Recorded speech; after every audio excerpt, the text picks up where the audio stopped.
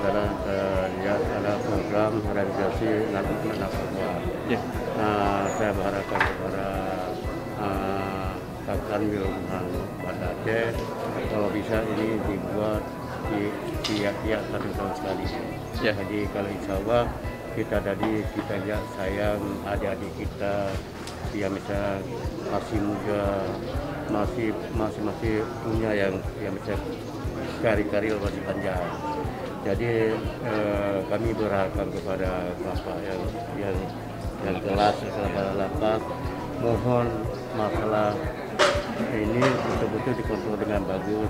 Misalnya kalau ada yang tamu datang kepada lapas mengunjungi, mungkin seperti yang kita dengarkan tadi, ada misalnya ditaruh seperti sendal yang disampaikan oleh Bapak Kanwil, ada ditaruh di dalam koper. Ini kita betul-betul kita jaga, Pak. Alhamdulillah ke depan kami dari DPRK Kota Banda Aceh sangat ini mendukung untuk program rehabilitasi sini, Pak.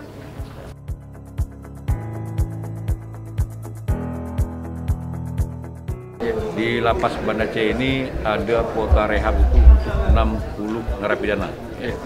Oleh karena itu kegiatan ini juga terlaksana karena kerjasama kita baik dengan BNN, dengan Yayasan Panti Rehab, juga atas dukungan dari pemerintah daerah juga, BNK Kota Banda Aceh.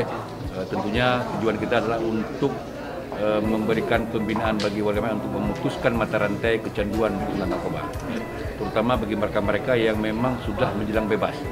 Jadi mudah-mudahan mereka bebas, mereka sudah clear dengan narkoba.